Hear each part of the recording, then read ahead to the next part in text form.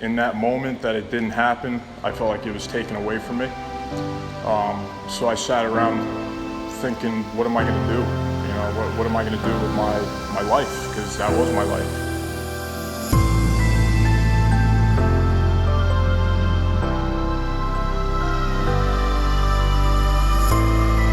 For 18 years up to that point, I knew nothing else.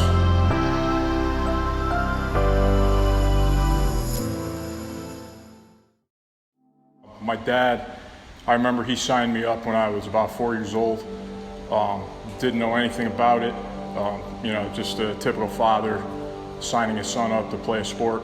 But that's really how it started. You know, he signed me up and I just fell in love with it immediately. You know, as soon as I picked up a baseball, I knew that's what I wanted to do when I was a kid. So I did move up. I always played older kids, even in Little League when I was 8, 9 years old, I was playing against 12-year-olds. But I never really questioned it. I just thought it was, you know, that's just the way it was. But I did start taking it more seriously my freshman year. And my sophomore year, that's when I told myself I want to play varsity. I really want to show out and prove to my coach that I could play at that level. You know, once I started taking it more seriously, that's when things started unfolding for me, and I started thinking, well, maybe I could play college ball. Maybe I can go past the high school level. I started getting interest my sophomore year. So when I started getting phone calls and emails, that's when I told myself, this is what I'm going to do. I'm going to go play college ball somewhere and you know, fulfill my dream of being a professional. So that's kind of how it happened. The immature thinking that I was going through as a high school player is, okay, I'm going to go into college and, you know, pretty much dominate, but that's not how baseball works. Very humbling experience my freshman year. The pitching was a lot better than I expected. They really challenged me and really made me earn the respect that I wanted from college players. So, you know, I talked to a bunch of coaches. Any information that I can get that would help my game, that's what I tried to do. And after my sophomore summer in Plymouth in the NECBL, that's when things started clicking for me in college, was my junior year. Well, my thinking was, okay, go out, have a good senior year, and you know, try to get drafted by a team. That's what I've always wanted. That's what I worked towards. And you know, my senior year, I was getting contacted by a lot of teams. I did a lot of workouts after college was over. A lot of phone calls, just a lot of contact with Major League Baseball teams. You know, I had maybe 2 weeks after college was done to wait for the draft. But as life goes, sometimes things don't go as expected. The third day of the draft went by, and I didn't see my name. And I would be lying to you if I said I wasn't upset and I didn't cry my eyes out in my bed for 3 days. You know, because that's all I wanted. I wanted to play pro ball and, you know, do something that I love to do. And in that moment that it didn't happen, I felt like it was taken away from me. So I sat around thinking, what am I going to do?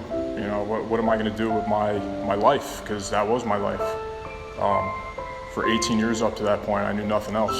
At first, I was angry, frustrated, upset, every emotion you could think of that would portray a negative image of me.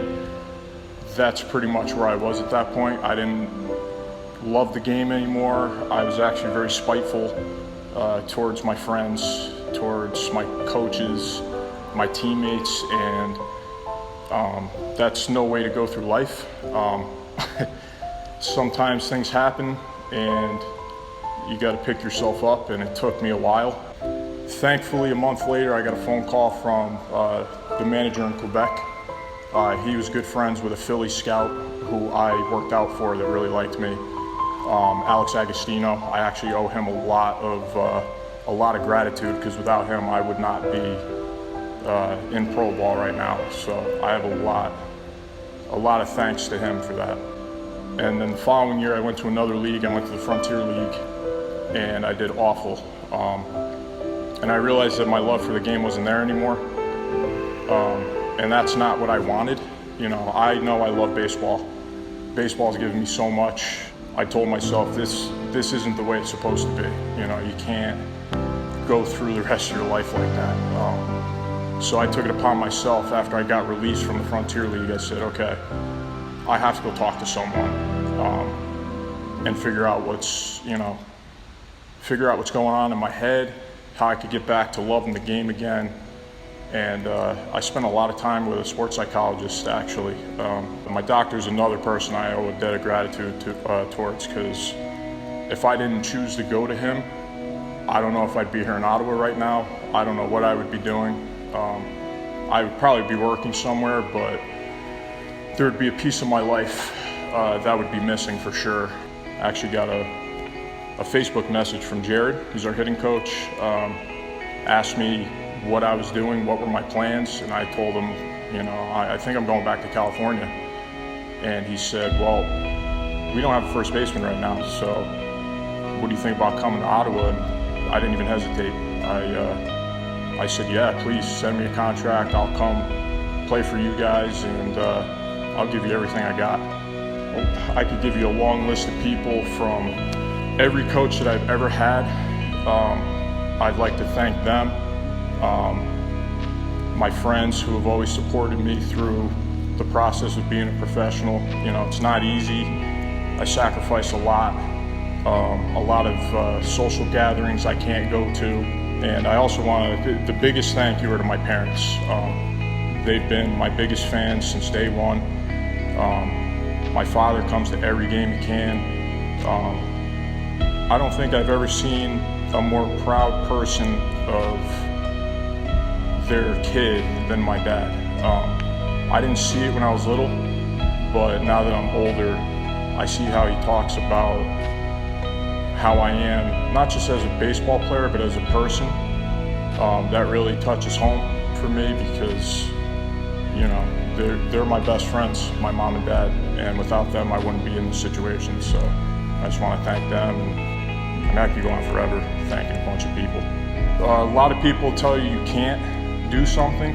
When you hear that, you do take it to heart and you start feeling that way sometimes, but other people's opinions about you don't have to affect your life.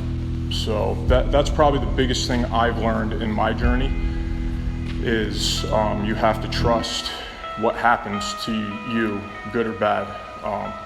Without those things happening to me, I wouldn't be the man I am today.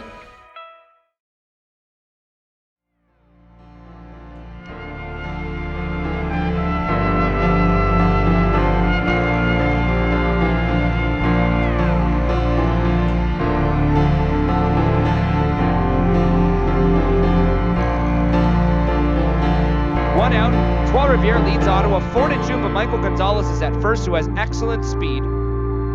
The first baseman batting left. And the pitch. High, deep drive.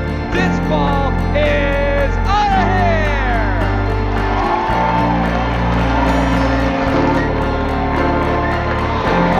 Vinny Guglietti has tied the game at 4. A 2-run blast over the right field wall. His first home run at home and his third this season. Wow, what a swing from Vinny Guglietti. He had it in him. We know he has it in him. Throws the 3-2 to Mockabee. Tap to the mound. Cox has it, takes his time, throws to first, it's wide, and he's off the bag. The go-ahead run scores. Champions take a 5-4 lead in the 8th inning. That's why you always run out the ball, Dante. And Ottawa takes it 5-4. Vinny Guglietti, a game-tied 2-run homer. He finished the game 2 for 3 with 2 RBIs. Morty, great start. Way to get us through 5 2/3, 5 1/3. Good job, Morty. Good way to come in. Monero, way to shut.